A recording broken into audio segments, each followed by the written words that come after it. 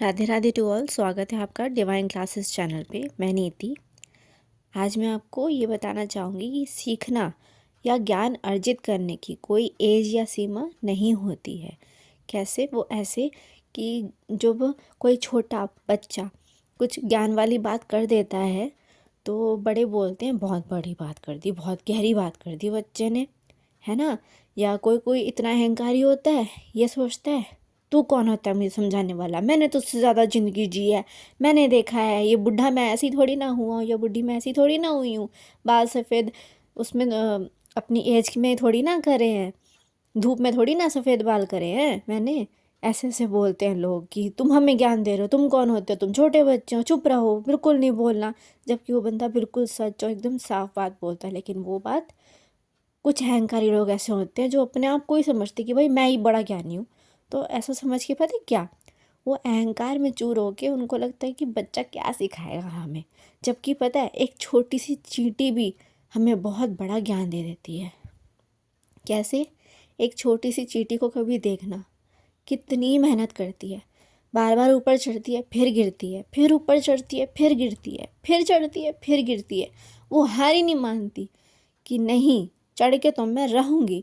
और वो आखिर में चढ़ भी जाती है। इतनी मेहनत करती है, बिल्कुल हार नहीं मानती, फुल परिश्रम करती है और फिर चढ़ के भी दिखा देती कि लो चढ़ गई मैं, जीत गई मैं, पहुंच गई जहाँ मुझे पहुंचना था।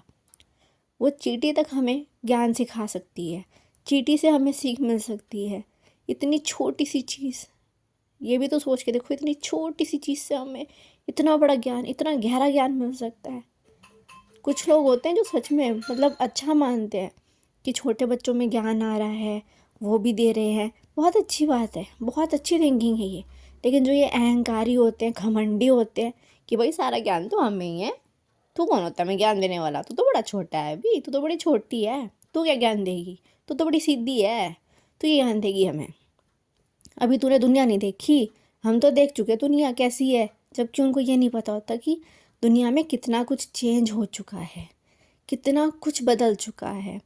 इनफैक्ट गीता से इतना कुछ पता चलता है। आप गीता अगर अपने लाइफ में अमल में लाओ ना, भागवत गीता जो महाभारत में कृष्ण जी ने सुनाई थी अर्जुन जी को, कभी उसको अपनी लाइफ में लाओगे ना तो आपको पता चलेगा कि जो ज्ञान है ना, किसी भी एज में आपको प्राप्त हो सकता है, किसी से भी प्राप्त हो सकता है, एक भिखारी से भी हो सकता है। ये सीमा नहीं होती है ज्ञान की, ज्ञान की कोई सीमा नहीं है। और पता है ये मटेरियलिज्म का जो ये ज्ञान है कि भाई उस राजा ने ये किया, इसने ये किया, झांसी की रानी ने ये किया, मोदी जी ने ये किया, एक्स्ट्रा एक्स्ट्रा एक्स्ट्रा, तो ये तो सिर्फ यहीं तक का है, ये सीमित है, ये ज्ञान सीमित है, इसको तो आप कर सकते हो, ये कुछ नहीं है। असली ज्ञान होता है ज़िंदगी का ज्ञान। असली ज्ञान होता है स्पिरिचुअल, आध्यात्मिक, धार्मिक, ये सारे ज्ञान होते हैं जिसका कोई अंत ही नहीं है। आप कभी स्पिरिचुअलिटी में घुस गए ना, मैं आपको लिख के दे सकती हूँ, उसका अंत ही नहीं है। उसका सिर्फ लास्ट लक्ष्य अगर कोई है तो वो है वैकुंठ, नारायण के दरबार पहुँचना, नारायण के पास पहुँचना, ये इसका आखिरी लक्ष्य होता है। ये इतना गहरा, इतना गहरा, आप जितना उसमें घुसोगे, जितना आप उसके बारे में जानना चाहोगे ना, वो उतना ही और डीप होता जाएगा, होता जाएगा, होता ही जाएगा।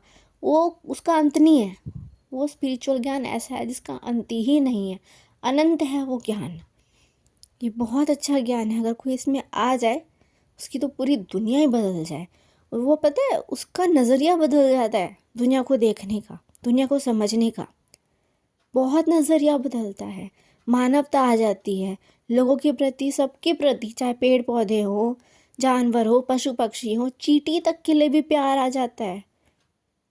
वही तो कह रही हूँ, मतलब इतनी अच्छी चीज़ है ना। आप कोई आ गया ना इस चीज़ में, मैं सच कह रही हूँ, उसकी ज़िंदगी संवर जाएगी, मतलब भगवान का प्रिय बन जाएगा वो, मोस्ट सबसे ज़्यादा प्रिय भगवान का इंसान होगा वो, जो इसमें ऐसे आ गया सच में। मतलब अलग ही चीज़ है, क्योंकि वो मोह से दूर हो जाता है, मोह माया उससे दूर, मोह माया उसको जकड़ ही नहीं सकती। वो बस अपने भगवान में लीन रहता है। लोगों को वो इस 3D वर्ल्ड में, इस यहाँ धरती पे ऐसा लगेगा कि यार इसके पास तो घर है, पैसा है, कपड़े हैं, सब कुछ है, पर पता है उनका जो दिल है, जो आत्मा है, वो भगवान से जुड़ी है। उन्हें किसी चीज़ का मोह नहीं होता, बिल्कुल भी नहीं होता। उन्हें बस इतना पता है कि नारायण जो करेंगे सबके भले के लिए ही करेंगे। वो कभी किसी का बुरा नहीं चाहेंगे। बहुत मतलब आई लव नारायण, सच में। मतलब मैं तो उनकी दीवानी हूँ, नारायण की। और देखना, आप जिस दिन कनेक्ट हो गए ना भगवान से, आप तो उनके फुल दीवाने हो जाएंगे। जैसे राधा कृष्ण जी के दीवाने हो जाते हैं सब लोग, उनमें खो जाते हैं। कुछ तो ऐसे होते हैं कि उनके साक्षात दर्शन कर लेते हैं और पता है वो रो पड़ते हैं, खुशी के आंसू आते हैं। कभी कभार ऐसा होता है कि पता भी नहीं चलता, उनको रीज़न नहीं पता, दुख है सुख है कुछ नहीं पता, फिर भी आंसू आ जाते हैं। क्यों? क्योंकि वो भगवान से कनेक्ट हो जाते हैं। और वो इतना दिव्य एहसास होता है, इतना दिव्य, कि बिना आँखों में आंसू आए बंदा अपने आप को रोक ही नहीं सकता, वो अपने कंट्रोल में नहीं रहता। कुछ चीज़ें ऐसी होती है कि एक्सप्लेन नहीं की जा सकती, शब्द नहीं है, बस वो एक एहसास है। आप करना कभी भगवान से कनेक्ट होके। है तो ये बहुत डीप फीलिंग, बट रियल में इट्स वेरी ब्यूटीफुल, सच में। मतलब इसके लिए तो मेरे को शब्द ही नहीं मिल रहे, मैं कैसे बताऊँ कितनी ज़्यादा अच्छी फीलिंग होती है ये।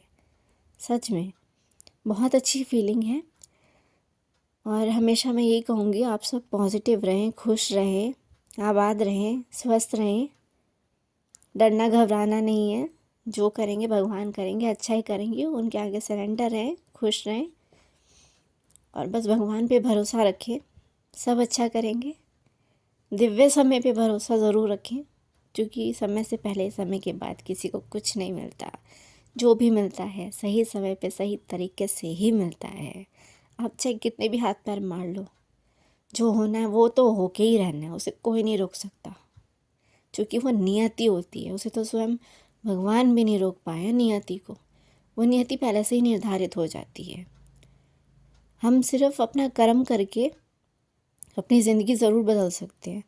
अगर कुछ लिखा हुआ है ना कि हमने इतने पाप करे उसका फल मिलना है, वो भी कम हो जाएगा। कैसे? अगर आप अपने आप को सुधार लिए, अगर आप सही पाथ पे चल लिए, अगर आप स्पिरिचुअलिटी से जुड़ गए, तो मैं सच कह रही हूँ आपके आधे कर्म तो वहीं ख़त्म हो जाएंगे।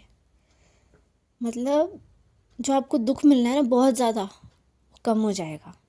भगवान इतने खुश हो जाते हैं क्योंकि आप स्पिरिचुअलिटी से जुड़ के स्वयं भगवान से जुड़ जाते हैं, अपनी हायर सेल्फ से, अपनी अंतरात्मा से जुड़ जाते हैं। सच कह रही हूँ, मतलब ये बहुत बहुत बहुत डिवाइन, बहुत दिव्य एहसास होता है भगवान से जुड़ना।